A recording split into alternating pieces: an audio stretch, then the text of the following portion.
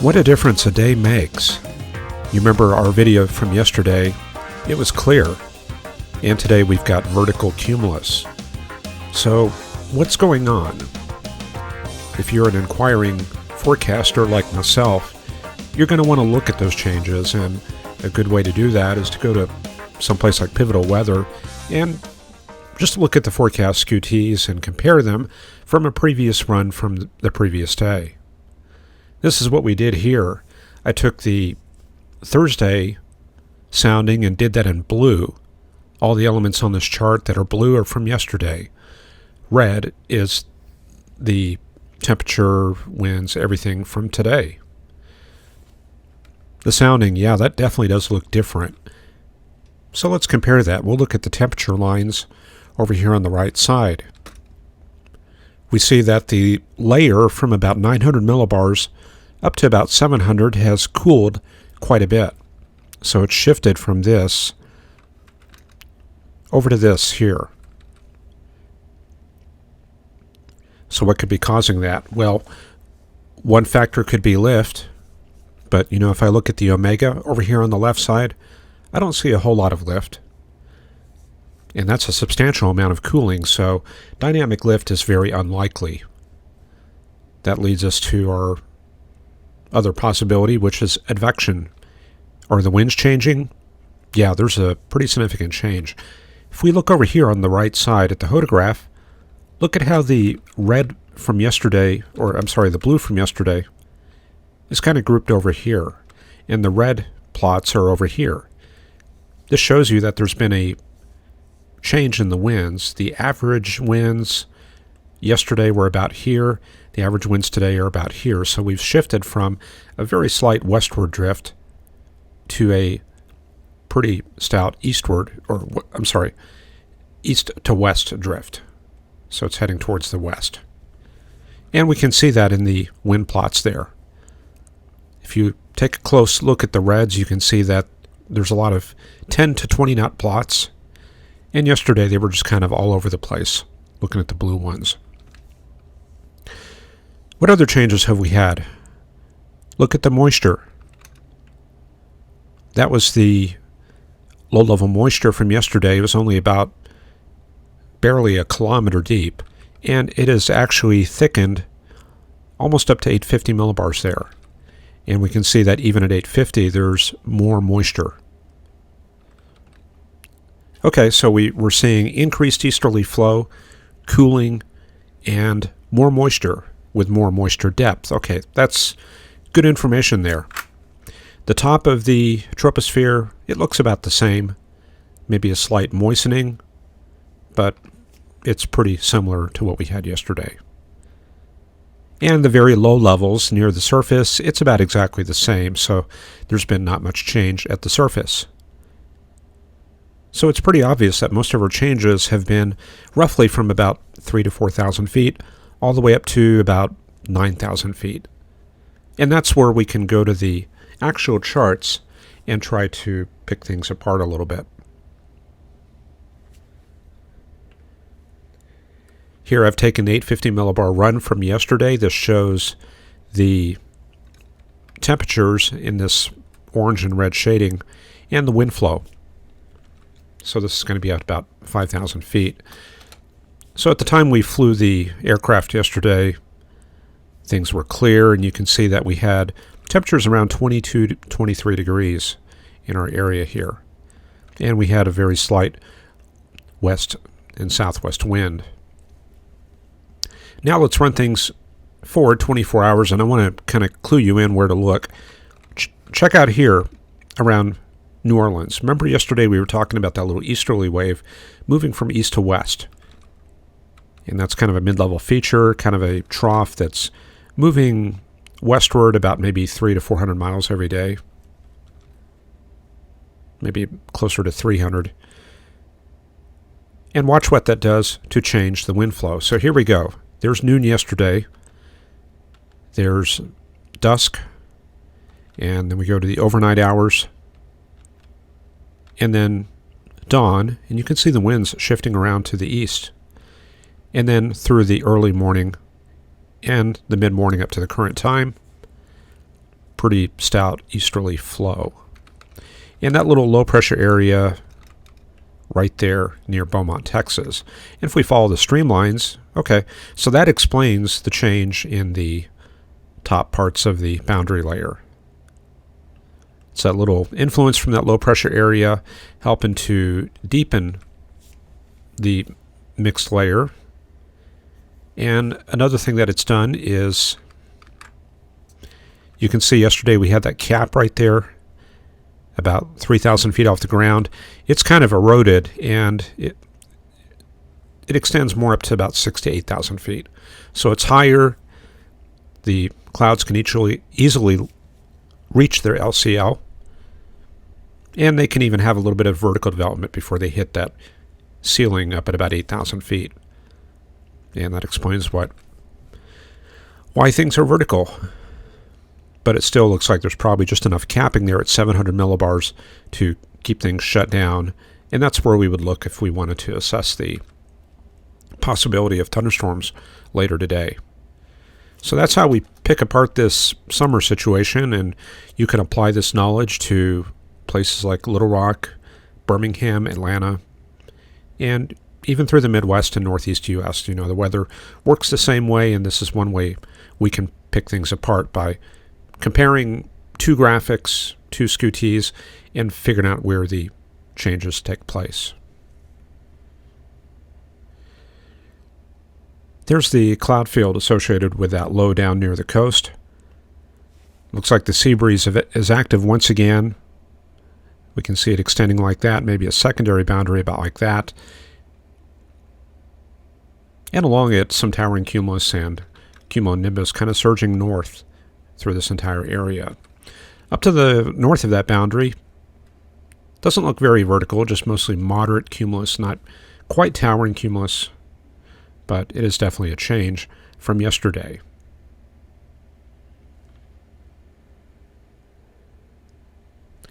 Here's how things looked yesterday on the visible satellite imagery. A lot of clouds in the Four Corners area with the monsoon flow building into that area and then running that forward.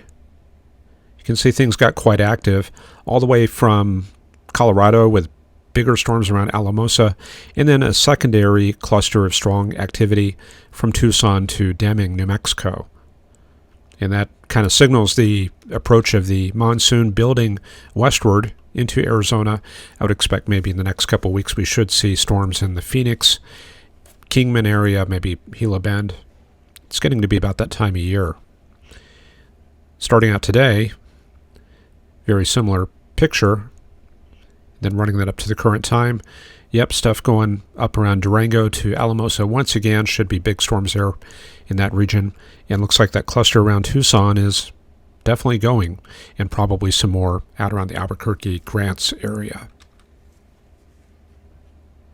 And there's the radar loop starting from yesterday. If we run into the evening hours, this is about 8 p.m. last night, 7 or 8 p.m. A lot of activity in the southern Rockies, and there's that cluster of heavier stuff around Tucson. Going through overnight, you can see the stuff kind of tapers off. Some late night convection in western New Mexico. That dies off gradually too. And then starting out around 8 a.m., pretty quiet. And not much going on the plains. So we're not going to expect to find any outflow boundaries in that region. The activity we had yesterday in Oklahoma looks like that is not really showing up very well on the surface chart. Let's take a look at that. Yep, just not seeing it in Oklahoma. Looking south to north, the air mass looks pretty homogeneous there. So I think that boundary is about washed out. Hot once again in the southwest deserts there. Temperatures up to 100, anywhere from Las Vegas down to the Chandler, Phoenix area. And what else? Dry line. Yep, that's around the Kansas-Oklahoma border, or Kansas-Colorado border. But you can see that the air back behind the dry line in New Mexico is kind of dirty as far as moisture. It's up there, and that's typically what we see during the middle of the summer. 50s, dew points very common in that region, so the dry line kind of becomes a little bit less active and probably more of a trough, if anything. Lots of heating in the Childress Altus area. That's a bad place to be if you hate heat. In fact, the highest reading ever recorded in Texas was in Seymour, right down here. Back on Monday, we had 115 degrees at Knox City, located right here. One of our viewers is located there. And 101 at Childress today, so that's just kind of a triangle of misery, I guess if you want to call it that, right in there. So anyway, but temperatures are definitely down from what we had earlier in the week. And then down in Houston, yeah, we can see evidence of that little trough, that little easterly wave low down along the coast. That's moseying its way on to the west, and I would expect to find it maybe between San Antonio and Del Rio tomorrow. It does look like it is a lot drier than what we see usually with these easterly waves come through, and that's due to the proximity of the big subtropical ridge across Texas and Arkansas. In the northwestern states, this is how the radar looked about late afternoon yesterday. Pretty quiet. And you see one little area of showers in Idaho. That represents a shortwave trough that is moving eastward through that region, and watch what happens. You can see it kind of falls apart, and then it kind of picks up another area right there. And then around sunrise, it moves into North Dakota and triggers this area of convection. Little MCS up there from Minot up to the Winnipeg area. And that's because we're hitting that deeper tropical moisture, whereas out to the west, it was too dry to support anything but high-based showers. Yesterday it looked like this in the northwestern U.S., and today it looks like this. What are the changes we see? Presence of mountain waves. So the flow has gotten a little bit more moist and a little bit faster. You see that streaking right there across Washington. This is all evidence of a jet stream working through that area. So that shortwave that moved across Montana last night, that's probably on the leading edge of faster flow coming into that area. Here's a closer look at that MCS in North Dakota. Looks like a lot of mid-level cloud, doesn't look too significant, and we run that forward. You can see these elements coming together right there, picking up a little bit more moisture, and then bang, around 18Z, just around lunchtime, some good anvils going up there in north-central North Dakota. So that'll probably continue shifting east, maybe some thunderstorms for the Winnipeg area out towards northern Minnesota later today. And that could very well keep on going east if there's enough moisture. And there's the surface chart overlaying the thunderstorms. Obviously, they're right in that area along that cold front. And checking the moisture out to the east. The moisture axis is located about right there, so the best support is right on that MCS area. But, you know, if you look upstream, there's low 70s moisture, so that'll probably continue feeding those storms through the afternoon. Looking at the northeast U.S. yesterday, we were talking about that area of storms in New York and northern Pennsylvania. Let's see what happened. This is around late evening. See some nice overshoots there south of Buffalo. That's in that rugged terrain south of the New York State Thruway. Looks like a few good anvils and a few overshoots. The storm reports from yesterday mostly boil down to wind reports. Go down through here looking at New York. Yeah, it looks like a lot of trees and power lines down through that area. And what we're left with today is this little baroclinic system moving out, moving into Maine and the Maritimes, and some cool air coming back in behind that. But down to the south looks like a new low-pressure area in Virginia. Some storms going up along a boundary right there. Let's see what's going on. There it is, low pressure around the Baltimore area, and there's that boundary extending down into southern Virginia and some convergence along that. Out ahead of it looks like some downslope flow, some strong heating, driving temperatures up to 97 at Norfolk. And then back in behind that, some high pressure covering Kentucky, Ohio, the Allegheny Plateau region. And then on the west side of that, some southerly flow coming up, feeding that new system there in the Dakotas. And there is a moderate risk out for that. And there it is up there. Fargo, Grand Forks, out to Duluth.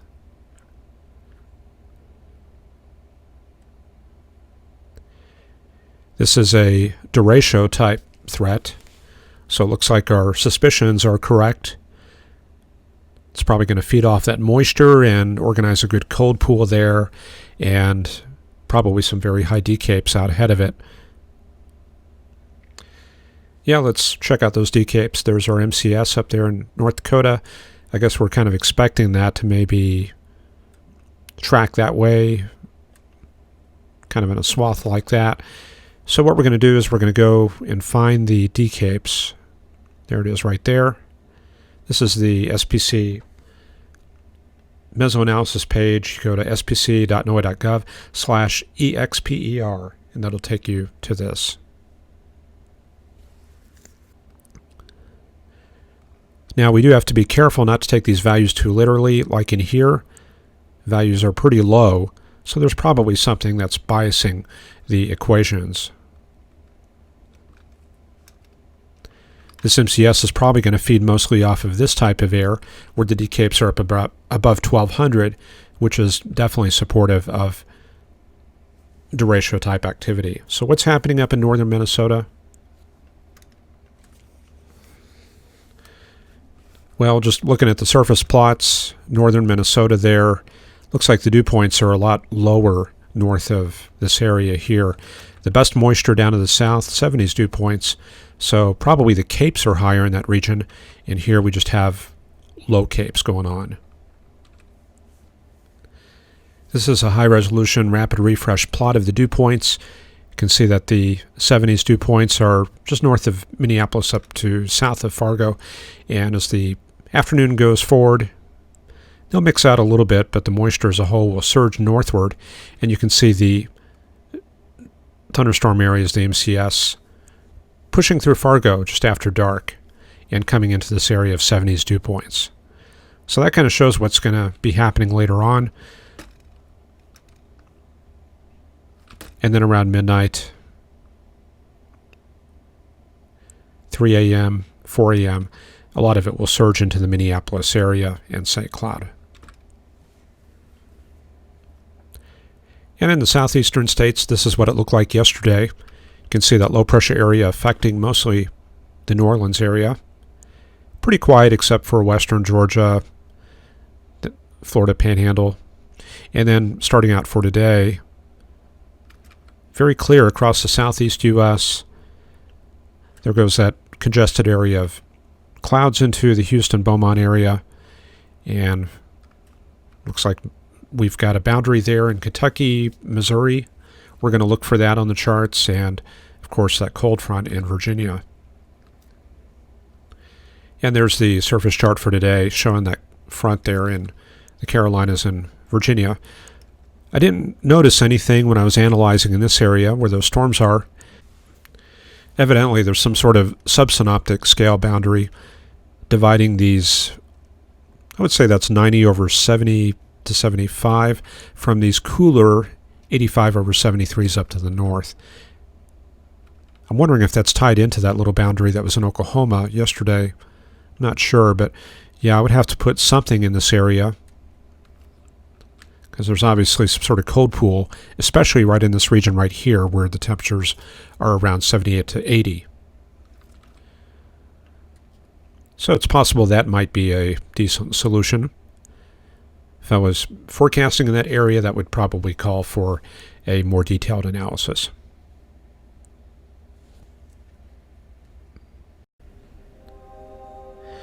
All right, we're to check in on Comet Neowise. Let's check out your evening sky out to the west. And once we have sunset, you're going to be looking up and to the right of the sun. And that right there is about where it's going to be. Now keep in mind it will be descending as the sun goes down, so it's going to be hard to see unless you have a view kind of low to the western horizon. So around twilight, this is what it's going to be like, and if you have trouble trying to find it, you're going to look for the Big Dipper right there. And you're going to follow the bottom of that little pan down, maybe draw a straight line out from it, and go down below it, kind of like that. So hopefully that helps you pick it out if it's a little bit hard to see. I have heard that binoculars would be a big help.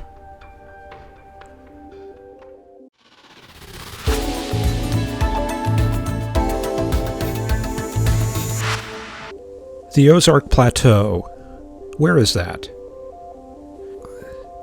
You've probably heard of the Ozark Mountains. You've probably heard of the Ozark Mountain Daredevils.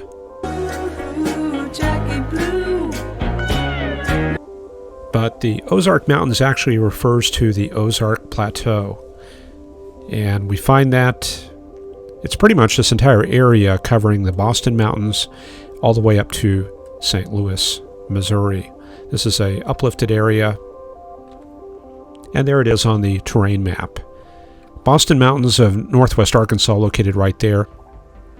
Down here, this is the Ouachita Mountains. This is kind of its own separate thing, but together with the Ozark Plateau region, that's called the U.S. Interior Highlands. Now, the Ozark Plateau region itself, not much to say about that. It does have a little bit more snow. On average, it's a little bit cooler, and there's probably a weak barrier effect with fronts coming from the north. And there's probably a little bit of orographic effect with strong moisture flow coming up from the southern Mississippi River Valley. But the most important thing is to be aware of where it is, and there you go.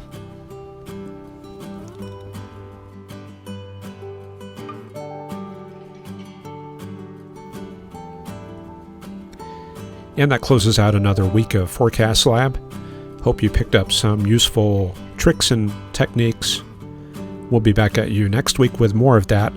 The supporters, of course, will get the special video on Monday, and the rest of everybody else will be back on Tuesday.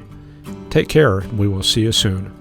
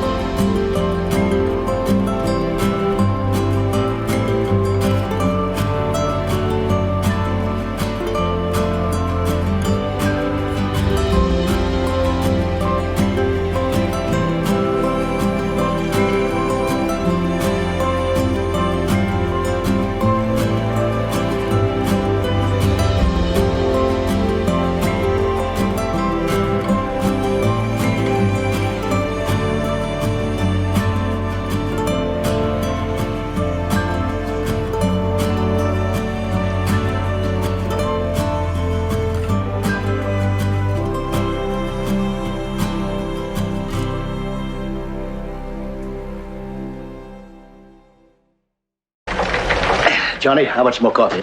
No thanks.